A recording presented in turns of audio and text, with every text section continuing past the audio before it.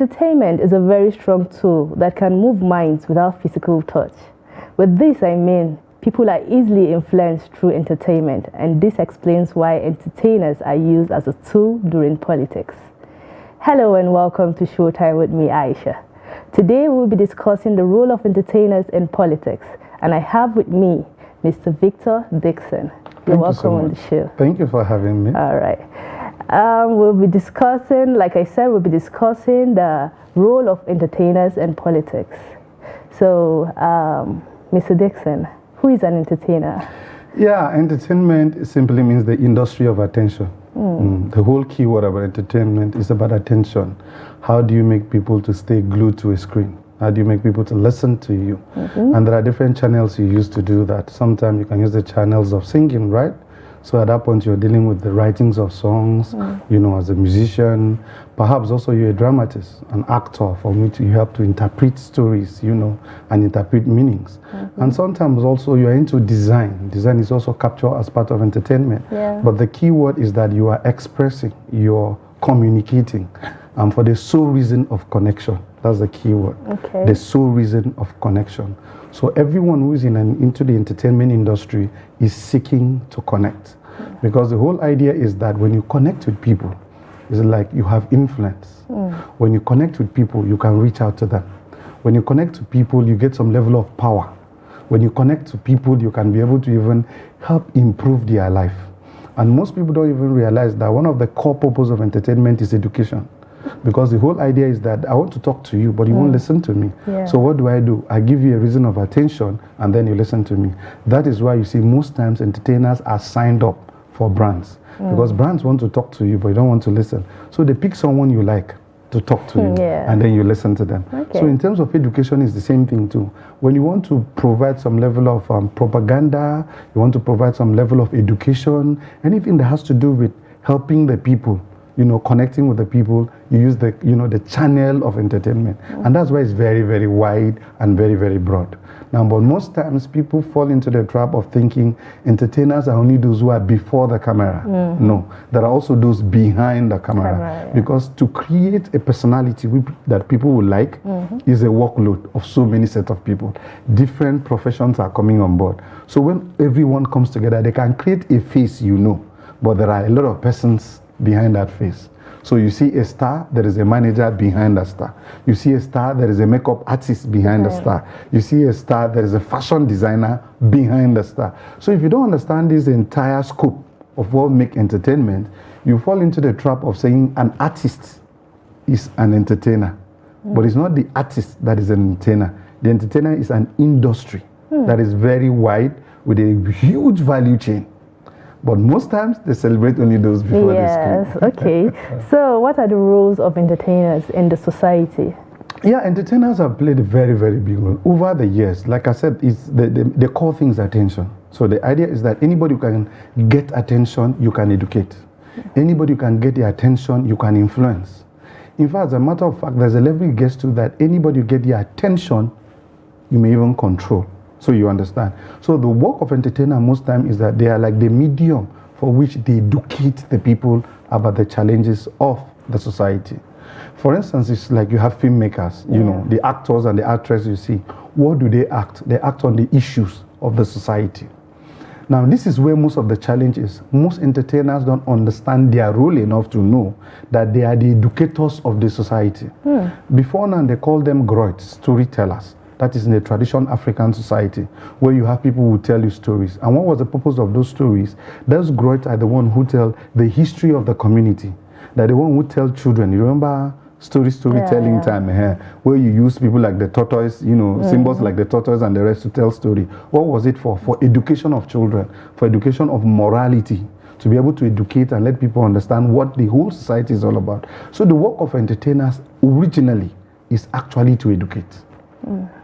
The core work at any way, if you spread it across all, the key work of an entertainer is to educate people, grab attention, and then educate people. But now, whether most entertainers understand that role and that power with them, I don't know. Because most times they are carried away with the influence, with the popularity, but not with the purpose of influence and popularity, because the big question for all entertainers has always been this: now you have influence, now you have popularity, what are you going to do with it? Okay, well, all right. So what can you say is the role of entertainers in politics? Yeah, it is everything. It's everything. I think you have to, let's look at it from the two part of it before we blend them, because it's just blended them. One, we've discussed entertainment, right? Now the second one is politics. Originally, what is politics? Politics is the process of choosing the people that will govern a people.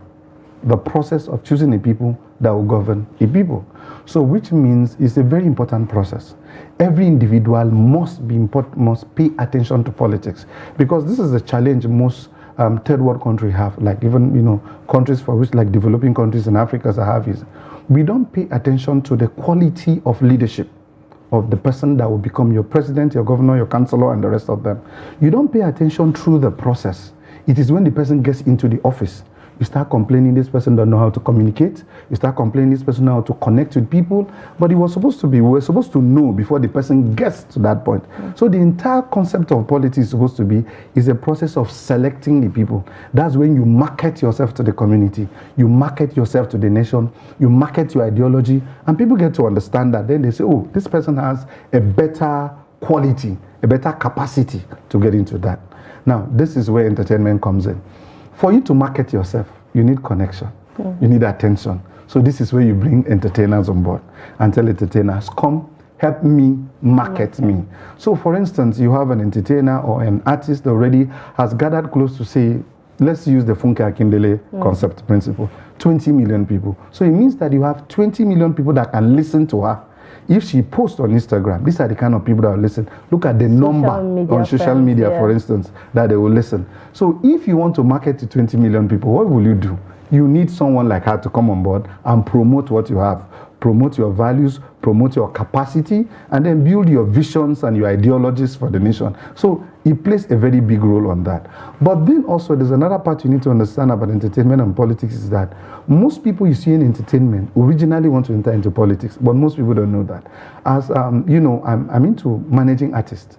And so sometimes you sit down with artists, you start asking them, what's your big time plan? I mean your 15, 20 years plan. And then they will tell you, I need to gather some level of popularity because before I enter either into governorship, into a particular role. But if I go straight, nobody knows me. Do you understand? Or maybe the political process I want to go might not even allow me climb. So what's the best way to go? Let me go do entertainment. I love that aspect of what you just said. So let me just, we'll continue there. So no problem. So how do you translate the fan base of an entertainer to his credibility as a politician? Now, first of all, it depends on the quality of the fan base.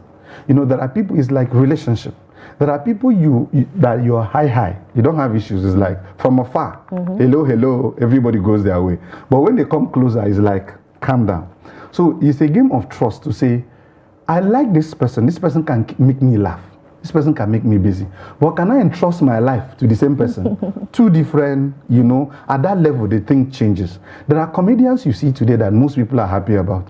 It keeps you busy. You can laugh your head off, roll on the ground. But the question is that, do you want to commit the destiny of your life, your family, and your children to that same comedian? At that point, is no. Yeah. You see, that's where the quarrel. So oftentimes, most entertainers make the mistake of thinking that because they have a large fan of people that like them, that same fan mean they can trust them enough to be able to give them the rights to govern them.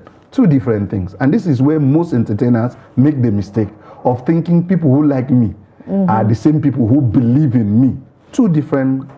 So this is usually where the challenge is that. So a point comes that at the point of decision making, that question will start. It's that point of decision I make. Okay, I like this person. I like her films. I like her programs. But it's my life for 4 years. Do you imagine? 4 years. I'll just allow this person take decision. I don't think this person have the capacity. So at that point, it changes.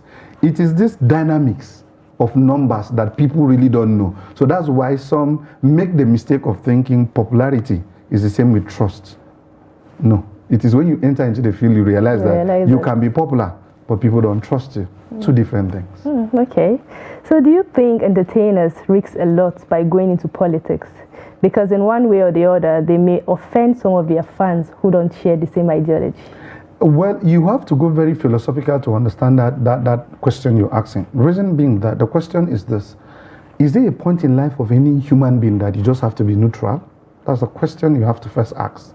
The only people that have been given that capacity to some extent are actually media personnel, especially those who do media, because they have to be open to a wide variety of people. Mm-hmm. For example, in the political era, as a station, if this person bring advert, you collect. Yeah. And not necessarily because you believe in them, but it's just like a duty that comes with the profession, that you have to be objective. Now, as an entertainer, back down that with an entertainer, a point come during election period that you know it's a game of 4 years of your life. Who take that decision will affect you. So the question now is, at that point, you start asking yourself, do you want to be neutral? Almost impossible for an entertainer to be neutral. So that it's means a difficult situation. An entertainer can't be non-partisan. You really, okay, you have to understand the context. The issue is that it's like being in the studio as a presenter. Do you have plans? Do you have belief on who you want to come on board? You have. But your profession says, right, be objective. Is that not? So as an entertainer, a point comes that you want to believe. Do you want to be neutral, or do you want to be actively involved in the process? At the point you want to be actively involved in the process, people are looking up to you. They expect that you're a leader, right? They expect you're a person of influence. They expect that you're intelligent enough, you are at a place where you can help them make a choice. That's what is expected of your fan base. Mm-hmm. You can't sit in neutrality. You must make a choice. And that choice will not favor everybody. That's why you have to make a choice based on your convictions. Where most of them make the mistake, I think, is that they make the mistake based on patronage.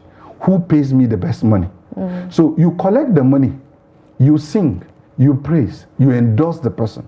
Then the person wins and the person does a bad job. What do you think happens? Mm-hmm. Something has gone wrong, right? So it's a game of conviction, of a point of who is the best person that's supposed to enter into this field. Then you take your choice. Then, like I told you earlier on, don't forget that some entertainers originally from beginning had politics in mind. So don't think that they changed. No, they had politics in mind, but they wanted to gather popularity. So if opportunity comes to join politics, you think they will not join? Mm-hmm. They will join. And then you need to understand this. When you enter into politics and you start dealing with people, you realize that entertainers are dealing with people's emotions. But when you enter into politics, you are now dealing with people, not only their emotions, on their life, their education and everything. Sometimes when you get close, that is sweeter in terms of power. So oftentimes when they test this part, they can tell the other part, wait, let me move down here. Because if you trace down and come back, let's go to the global scene and then come down to Nigeria. Okay, it's a really interesting topic here. But let's take a very quick break, and when we return, the show continues.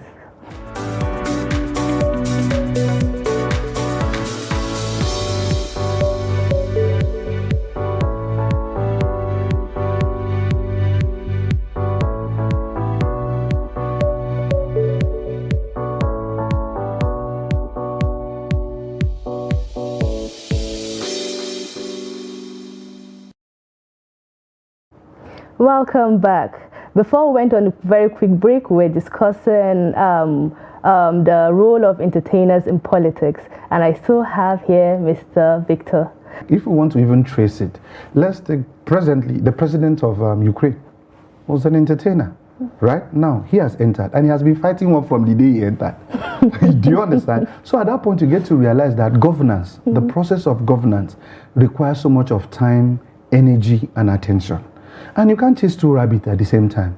A point comes that you must have a place of focus. So if you have a place that's taking so much of your time, your energy, and resources, you just have to make a choice. You have to decide, do I drop it and go back to entertainment, or do I leave entertainment and just improve my life from here? Usually, these are the choices people need to make. So now you're saying an entertainer has to, entertainment and politics doesn't go hand in hand. You have to drop one to go for another. Well, I'll ask you a question. I'm actually saying this because I've had a lot of conversations with big entertainers who happen to go into politics, and after a while they say, no, I'm done with entertainment. It's now politics now. Okay, let me give you a perfect example. One of the guys, we'll close a little bit sometime, like Desmond Elliott, for instance. You know him. He was one of the most popular, film actors, and you know what happened this period, the challenges of everything. At the point he entered into active politics, he tried Then he was still on a particular group of, motion picture practitioner. He tried to keep acting. But after a while, he realized that the burden of constituency visits, discussion, and the rest of them was a problem. So he let it go. Do you understand? That's what I'm saying. The whole thing is a game of attention and focus. Each of them requires so much of your attention. There are a lot of meetings. Okay, if you're in entertainment world, there's a lot of rehearsals. There's a lot of business meeting, contract discussion, shoot. All of them are happening. Sometimes 24 hours. It's taking all the time of the world. And here you are in politics, which also require attention, meeting, discussion upon. So one way or the other, is one person we're dealing here. So you need to make a choice. I think most times the challenge is that very few people have been able to clarify their identity. Where do I want to play? The game is this. If you don't want to enter into politics, don't enter into politics.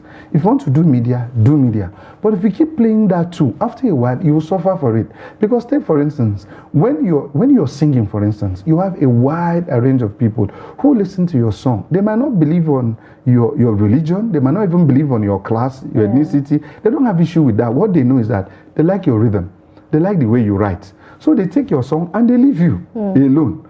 But you enter into politics, they take it more personal. That look, we don't like this thing you're doing in this particular party. They start digging. They start digging things. In fact, I have a principle I always tell people, don't tell me anything new about anybody if the person comes for politics.